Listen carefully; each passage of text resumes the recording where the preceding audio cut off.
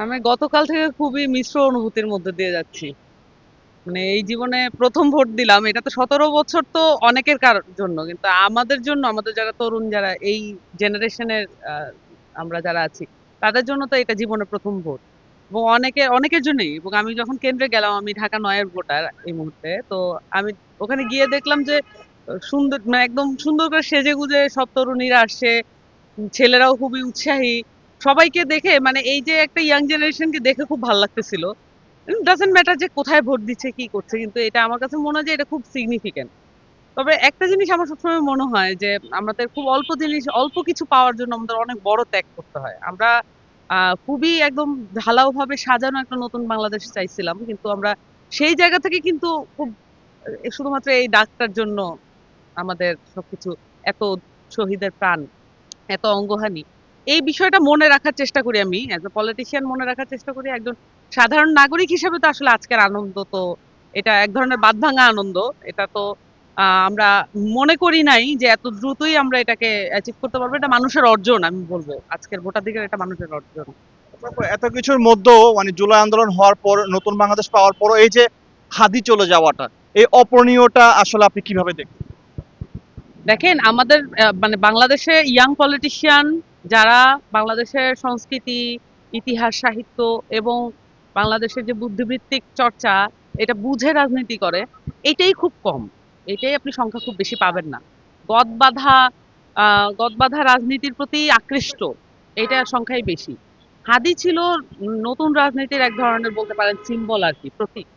তো সেই জায়গা থেকে হাদিকে এই ইলেকশনে বা এই আজকের দিনে তাকে পারফর্ম করতে দেখতে না পারাটা তো এজ এ পলিটিশিয়ান আমার এক ধরনের খেদ থেকে যাবে যে প্রথম ইলেকশনে এত বছর পরে একটা প্রথম ইলেকশনে আমরা হাদিকে দেখতে পেলাম না। সো এইটা তো সবসময় এক ধরনের একটা বলতে পারেন একটা অনুপ্রেরণা এবং এটা একটা পাথেয় যে আমাদেরকে কোন টার্গেটটা আসলে অ্যাচিভ করতে হবে। সো এইটা আমার কাছে হাদির নামটা সবসময় বা হাদির যে কর্মকাণ্ড, হাদির যে বক্তব্য এটা আমি বারবারই ঘুরে ঘুরে দেখার চেষ্টা করি। এটার কারণ এই যে তার বক্তব্যের মধ্যে যে নির্যাস, আমার ধারণা যে বাংলাদেশের মানুষ আমরা সামগ্রিকভাবে উপলব্ধি করতে এখনো ব্যর্থ হচ্ছি। নতুন রাজনীতির প্রায় প্রত্যেকটা গাইডলাইনই হাদি বলে গিয়েছেন। সো আমি মনে করি যে এটা আমার জন্য খুব জরুরি। আমি মনে করি যে আমাদের আশেপাশে আমাদের যে এনসিপি এবং আমাদের যে যারা আমরা রাজনীতি করছি একসাথে সবার জন্য এটা গুরুত্বপূর্ণ। ওনার বক্তব্য খুবই গুরুত্বপূর্ণ আমাদের জন্য। যদি এনসিপি না আসে তাহলে আপনার তখন কেমন লাগবে, বা তখনকার অনুভূতিটা কেমন? দেখেন মানুষের ভোটাধিকার প্রয়োগ করতে পারছে এর চেয়ে বড় আনন্দের তো আর কিছু নাই। এবং আমরা এনসিপি এইটাই শুধু চেয়েছিলাম যে মানুষ শান্তিভাবে তার ভোটাধিকার প্রয়োগ করতে পারুক। তবে আপনারা এটাও দেখতেছেন যে বেশ কিছু কেন্দ্রে কিন্তু ঝামেলা হচ্ছে এবং বিশেষত বেশি ঝামেলা হচ্ছে যেখানে শাপলাগুলির প্রতীক আছে সেইখানে আসলে এটা যেহেতু জুলাইয়ের একটা ধারণকারী শক্তি, সেই জায়গা থেকে কিন্তু অপোজিশন এবং অনেক ক্ষেত্রে দেখা গেছে যে আওয়ামী লীগের সাথেও তাদের এক ধরনের বাকবিতণ্ডায় জড়িয়ে পড়ছে বা আহ, কেন্দ্রে এক ধরনের অসুবিধাও কিন্তু তৈরি হচ্ছে এবং সেখানে সেনাবাহিনী এবং আইনশৃঙ্খলা বাহিনী ভালো ভূমিকাই পালন করছে আমি বলবো এখন পর্যন্ত। কিন্তু কিছু কিছু কেন্দ্রে কিন্তু অবস্থা একই রকম না। আপনারা দেখেছেন যে হাতিয়ায় কিন্তু একটা বিশেষ পরিস্থিতি তৈরি হয়েছে। সেখানে আব্দুল হান্নান আমাদের শাপলাকলি প্রতীকের প্রার্থী আব্দুল হান্নান মাসুদের স্ত্রীর গায়েও কিন্তু হাত তোলা হয়েছে। তো এইটা কিন্তু আমরা কোনো কেন্দ্রে এক্সপেক্ট করি না। ঢাকায় বিভাগীয় শহরে আপনি ঠিকঠাক রাখবেন আর প্রান্তিক অঞ্চলে এই নিরাপত্তা ব্যবস্থা এবং প্রার্থীর নিরাপত্তা, প্রার্থীদের সাথে যারা থাকবে তাদের নিরাপত্তা নিশ্চিত হবে না। সে কেন্দ্রে ঠিকভাবে দেখা হবে না এবং কার্ড নিয়ে একদম কেন্দ্রের ভিতরে চলে যাবে। মানে একজনের কার্ড নিয়ে, একজন প্রার্থীর কার্ড নিয়ে একদম কেন্দ্রের ভিতরে চলে যাবে। এগুলো আসলে মানা যায় না। তো আমরা একেবারেই ক্লিন চেয়েছিলাম। সেটা আমরা এটা তো একটা চলমান প্রক্রিয়াও বটে। দেখা যাক। কিন্তু আমাদের কাছে গুরুত্বপূর্ণ, এনসিপির কাছে গুরুত্বপূর্ণ যে মানুষের ভোটাধিকার ফেরত আসছে। সো আমি এটাকে এভাবেই দেখবো এখন। দেখো, আমার প্রশ্ন হচ্ছে, আপনি তো একজন রাজনীতিবিদ। সেক্ষেত্রে এই যে আওয়ামী লীগ নেই, তো আওয়ামী লীগও তো একটি বিশাল রাজনৈতিক দল ছিল, যদিও একটা অভ্যুত্থানের মধ্যে দিয়ে আমরা গিয়েছি, অনেক কিছু দেখেছি, বিগত 17 বছর তারা অনেক কিছু করেছে।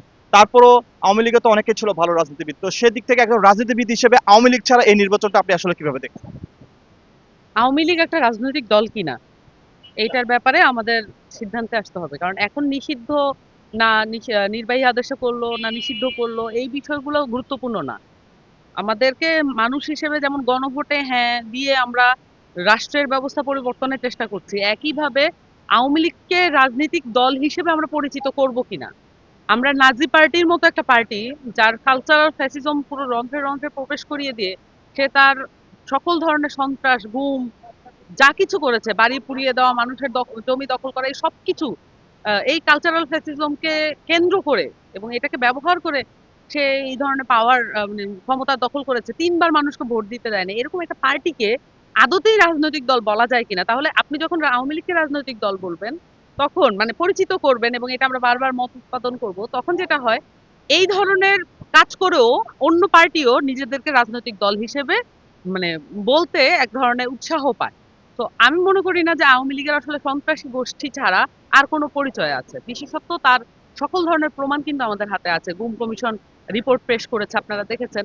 তো এত এত রিপোর্ট, মানুষের চাক্ষুষ সাক্ষী এবং তার জীবনের অভিজ্ঞতার চেয়ে বড় কোনো তো আর কোনো বিষয় নাই আমার কাছে।